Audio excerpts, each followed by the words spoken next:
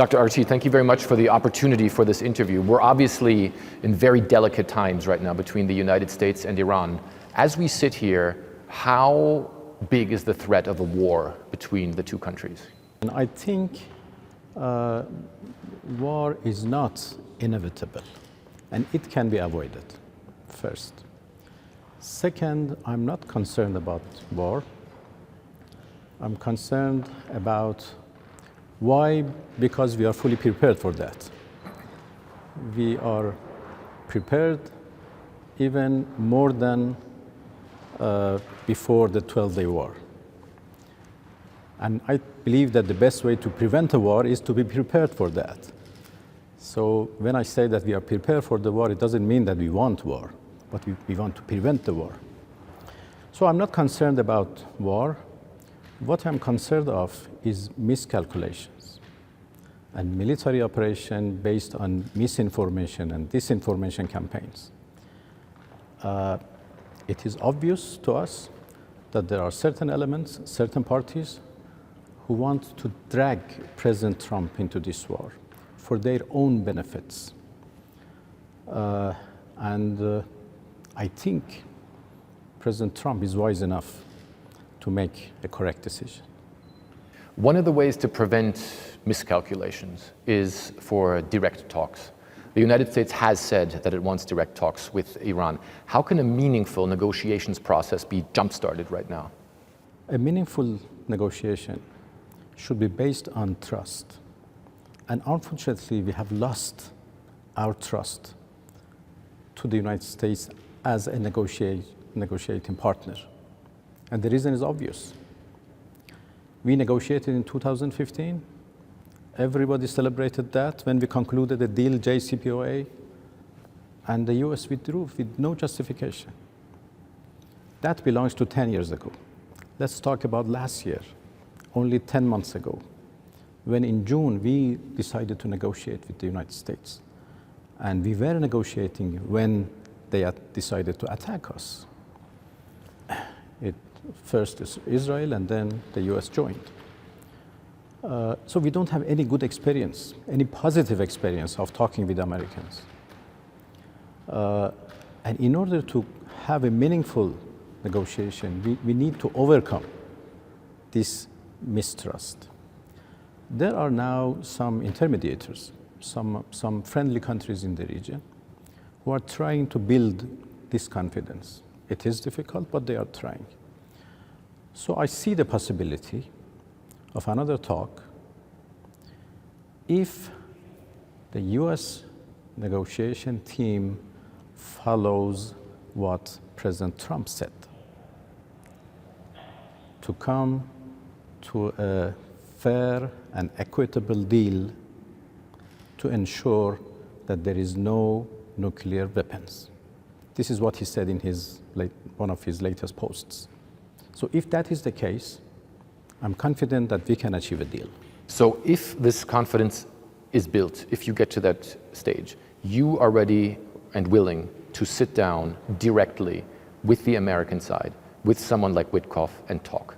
No, the question of directly and indirectly is something else. That is the form of negotiation, and we have to. But that's what they say. They want that. Yes, but we have to take care of the substance of negotiation, and that is more important.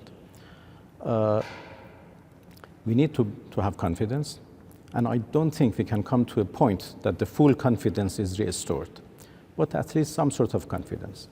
And we are now working with our friends in the region to find a method that can bring about this some extent of confidence so we can restart negotiations. Yeah, and President Trump says that negotiations are already going on. He has said overnight that there is negotiations taking place.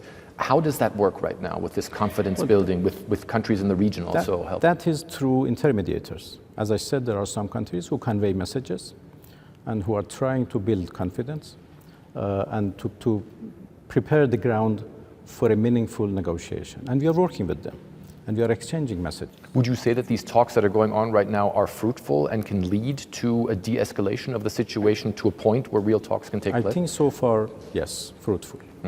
President Trump says he is looking to not use the military force that is currently stationed around Iran, not just on aircraft carriers, but elsewhere.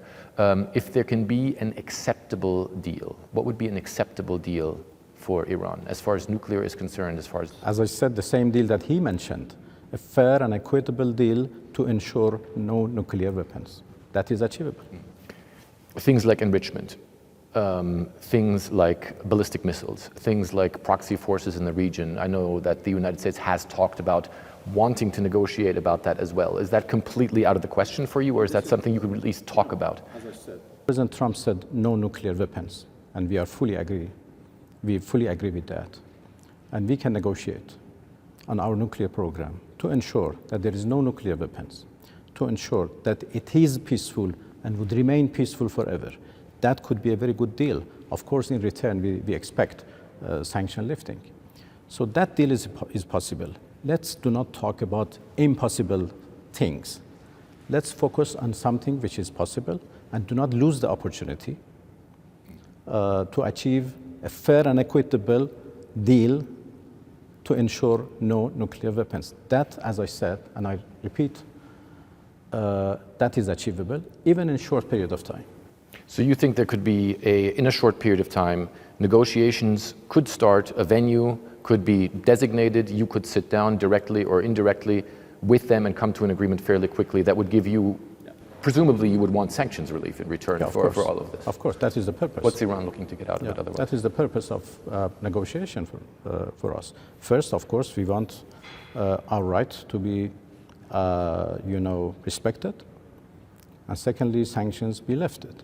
Sanctions are imposed because there are concerns that our program may go for weapons. As far as we are concerned, this is not the case. But we are ready to build confidence on our nuclear program. And of course, in return, we expect sanction lifting. And as I said, if enrichment, our right for enrichment is respected and recognized, and we can continue our enrichment for peaceful purposes, then every details of that is negotiable. And we can sit together in any form and come to a conclusion. That is my belief. Iran is obviously a very powerful country in this region and also all the way into Europe and other places. The United States obviously has a lot of power here as well. Wouldn't it be important for these two powerful players in the region to speak about regional issues, to speak about regional military issues as well? Well, as a general de-escalation, maybe. Well, to be honest with you, we believe that the source of all these conflicts, tensions, everything in our region is foreign forces who have entered into this region. We respect our neighbors, and we have always been ready to engage with our neighbors in the region and talk about the security, the peace and stability and everything regarding the region, but with the countries of the region. This is our business. This is the business of the region, and we have to deal with that together with our regional players. So this is our position, and we have already been in touch with our neighbors and other players, major players in particular, and we have good discussion, and we are ready to even form some sort of a structure to talk with each other about the peace and stability. Look, peace and stability in this region is as important and vital for us as it is important for others. We are a country next to the Persian Gulf, and that body of water is important for us to export our oil, to do business with others. Strait of Hormuz is very, very important also for us and for the whole world, and we have always kept it safe and have guaranteed safe passage thanks to the IRGC, who is protecting the safe passage and the freedom of navigation in the Persian Gulf and Sea of Oman and the Strait of Hormuz. And we continue to do so. And I hope that nothing would happen which interrupt that. What do you think the consequences would be if there was a full-on military confrontation between Iran and the United States? Because I know your military has changed its doctrine, that if there is a major attack, it would be considered existential for the Islamic Republic. What would that mean for the region here, which is prosperous, but at the same time volatile? Well, I don't believe that that would be an existential threat, but it would be a big threat for everybody. If war starts, that would be a disaster for everybody. In the previous war, we tried hard to limit the scope of war between Iran and Israel. This time, if it is between Iran and the US, since the US bases are spread all over the region, then inevitably many parts of the region would be involved, engaged, and that could be very dangerous. So I don't even want to think about that. Let's hope that wisdom would prevail. We are prepared for any eventuality, and I am telling that with 100% confidence. Our armed forces are ready and prepared, even more than the previous war. Our missiles were tested in a real war last time, and we were able to, understand their problems, their weak points, and their strengths. So we learned many lessons from those 12 days of war, and I think we are now very well prepared. But again, being prepared doesn't mean that we want war. We want to prevent a war. President Trump set all of this in motion after the demonstrations that happened here in the early part of January.